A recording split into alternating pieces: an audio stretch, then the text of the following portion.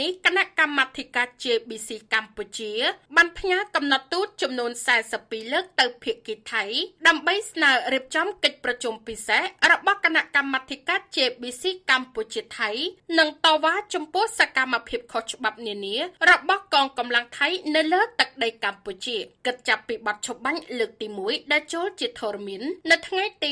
28ខែកក្កដាឆ្នាំ2025រហូតដល់បច្ចុប្បន្នគណៈកម្មាធិការ JBC កម្ពុជាបានផ្ញើកំណត់ទូតចំនួន42លើកទៅភាគីថៃដើម្បីស្នើរៀបចំកិច្ចប្រជុំពិសេសរបស់គណៈកម្មាធិការ JBC កម្ពុជាថៃនិងតវ៉ាចំពោះសកម្មភាពខុសច្បាប់នានារបស់កងកម្លាំងថៃនៅលើទឹកដីកម្ពុជាឯកឧត្តមប៉ែនបូណាអ្នកនាំពាក្យរាជរដ្ឋាភិបាលកម្ពុជាបានបញ្ជាក់តាមរយៈសន្និសីទសារព័ត៌មាននៅថ្ងៃទី22ខែមិថុនាឆ្នាំ2026នេះថាគិតចាប់ពីបទឆបាញ់លើកទី2ចូលជាធរមានកាលពីថ្ងៃទី27ខែធ្នូឆ្នាំ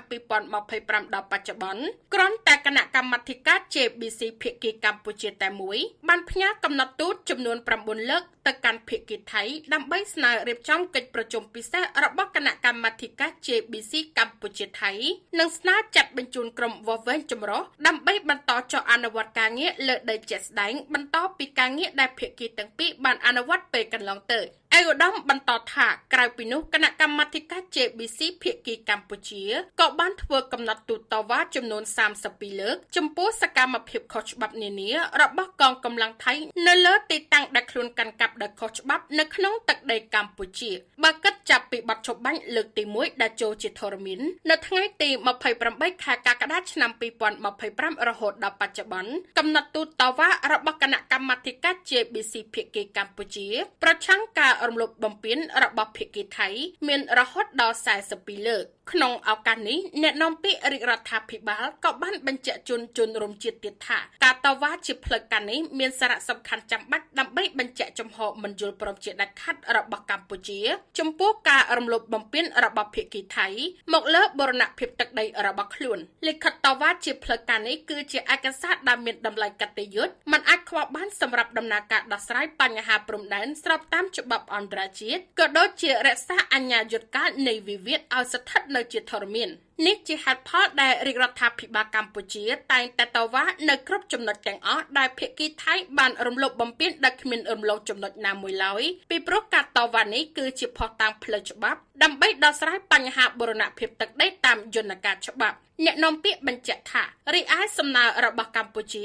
ដើម្បីរៀបចំកិច្ចប្រជុំពិសេសរបស់គណៈកម្មាធិការ JBC កម្ពុជាថៃនិងស្នើចាត់បញ្ជូនក្រុមវាស់វែងចម្រុះដើម្បីបន្តចុះអនុវត្តការងារលើដីជាក់ស្ដែងគឺធ្វើឡើងស្របតាមខ្លឹមសារនៃកំណត់ហេតុកិច្ចប្រជុំពិសេសនៃគណៈកម្មាធិការ JBC កម្ពុជាថៃចុះថ្ងៃទី22ខែតុលាឆ្នាំ2025និងស្មារតីនៃសេចក្តីប្រកាសរួមនៃកិច្ចប្រជុំពិសេសលើកទី3របស់គណៈកម្មាធិការព្រំដែនទូទៅ GBC ចុះថ្ងៃទី27ខែធ្នូឆ្នាំ2025ត្រង់ចំណុចទី3ដែលផ្ដល់អាទិភាពខ្ពស់បំផុតដល់គណៈកម្មាធិការ JBC នៃភាគីទាំងពីរនៅក្នុងបន្តចុះវាស់វែងនិងខណ្ឌសមាលើដីជាក់ស្ដែងឲ្យបានឆាប់បំផុតដើម្បីអនុញ្ញាតឲ្យប្រជាពលរដ្ឋវិលត្រឡប់ទៅផ្ទះសម្បែងរបស់ពួកគាត់វិញក្នុងពេលឆាប់បំផុតដោយគ្មានការរារាំងប្រកបដោយសុវត្ថិភាពនិងសេចក្តីថ្លៃថ្នូរឆ្លៀតឱកាសនេះអ្នកនាំពាក្យរាជរដ្ឋាភិបាលបានរំលឹកជូនឡើងវិញនៅខ្លឹមសារចំណុចទី3នៃសេចក្តីប្រកាសរួម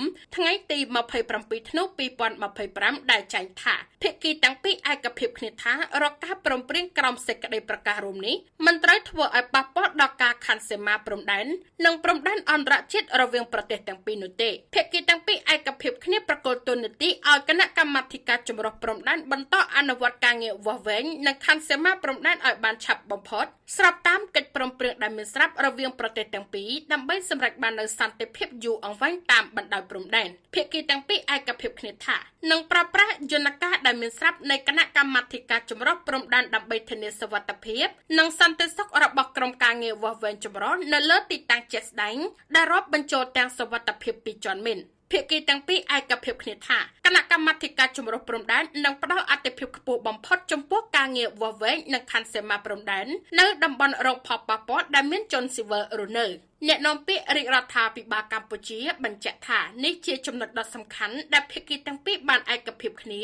ដែលមានចែងច្បាស់ក្នុងសេចក្តីប្រកាសរួមស្តីពីវិធានការកាត់បន្ថយភាពតានតឹងហើយភាគីកម្ពុជាតែងតែជំរុញឲ្យអនុវត្តជាបន្តបន្ទាប់ប៉ុន្តែរហូតមកដល់ពេលនេះភាគីថៃស្នើសុំពន្យាពេលរហូតក្រោមហេតុផលបញ្ហាផ្ទៃក្នុងរបស់ខ្លួនខណៈដែលសកម្មភាពនានាត្រូវបានធ្វើបន្តបន្ទាប់នៅលើទីតាំងដែលខ្លួនកាន់កាប់ទឹកដីកម្ពុជាដែលខុសច្បាប់ក្នុងគោលបំណងបង្កើតស្ថានភាពថ្មីលើទឹកដីជាក់ស្ដែងទោះជាយ៉ាងណាក៏ដោយកម្ពុជានៅតែប្រកាន់ជំហរយ៉ាងម៉ឺងម៉ាត់ក្នុងការតវ៉ាប្រឆាំងយ៉ាងដាច់អហង្ការចំពោះសកម្មភាពឈានពាននិងកាន់កាប់ទឹកដីកម្ពុជាដែលខុសច្បាប់របស់យោធាថៃនិងសកម្មភាពបង្កើតស្ថានភាពថ្មីនៅលើដីជាក់ស្ដែងដោយមិនទទួលស្គាល់ជាដាច់ខាតនៅការកែប្រែខ្សែព្រំដែនណាមួយដែលកើតចេញពីការប្រើកម្លាំងនិងការទាមទារជាឯកតោភាគីរបស់ភាគីថៃឡើយអ្នកនាំពាក្យរាជរដ្ឋាភិបាលបញ្ជាក់ឡើងវិញនៅចំហដោះស្រាយបញ្ហាព្រំដែនជាមួយថៃដែលជាចំហច្បាស់លាស់ឥតប្រែប្រួលនិងផ្អែកលើមូលដ្ឋានច្បាប់អន្តរជាតិរបស់កម្ពុជាដូចតទៅកម្ពុជាប្រកាន់ជំហរយ៉ាងម៉ឺងម៉ាត់ក្នុងការការពារខ្សែព្រំដែនអន្តរជាតិកម្ពុជាថៃដែលបន្សល់ទុកដោយគណៈកម្មាធិការព្រំដែនឥណ្ឌូចិនសៀមដោយគោរពគោលការណ៍ច្បាប់អន្តរជាតិគោលការណ៍ខ្សែព្រំដែនមិនកែប្រែគោរពអនុសញ្ញាសិទ្ធិសញ្ញាបារាំងសៀមផែនទីនិងកំណត់ហេតុបោះបង្គោលព្រំដែនរបស់គណៈកម្មាធិការបោះបង្គោលព្រំដែនឥណ្ឌូចិនសៀមព្រមទាំងកិច្ចព្រមព្រៀងនិងឯកសារពាក់ព័ន្ធនានាដែលភាគីទាំងពីរបានឯកភាពគ្នានាពេលកន្លងមកពាក់ព័ន្ធព្រំដែនសមុទ្រក្រោយពីភាគីថៃសម្រេចលុបចោល MOU 2001ជាឯកតោភាគីរាជរដ្ឋាភិបាលកម្ពុជាកាលពីថ្ងៃទី2ខែមិថុនាឆ្នាំ2026បានប្រកាសពីការចាប់ផ្ដើមប្រើប្រាស់យន្តការផ្សះផ្សាដោយបង្ខំ Compulsory Conciliation ក្រោមអនុសញ្ញាអង្គការសហប្រជាជាតិស្តីពីនីតិសមុទ្រ UNCLOS ដើម្បីអនុញ្ញាតតំបន់ទាមទារដែនសមុទ្រត្រួតស៊ីគ្នាជាមួយប្រទេសថៃបច្ចុប្បន្នយន្តការនេះកំពុងដំណើរការទៅមុខដោយមានការយល់ព្រមចូលរួមពីភាគីថៃកម្ពុជាសង្ឃឹមយ៉ាងមោះមុតថាដំណើរការនេះនឹងបង្ហាញជាថ្មីម្ដងទៀតពីតម្លៃពិតប្រាកដនៃច្បាប់អន្តរជាតិនិងការដោះស្រាយជម្លោះដោយសន្តិវិធីដើម្បីឈានទៅរកដំណោះស្រាយពិតប្រាកដនិងយូរអង្វែង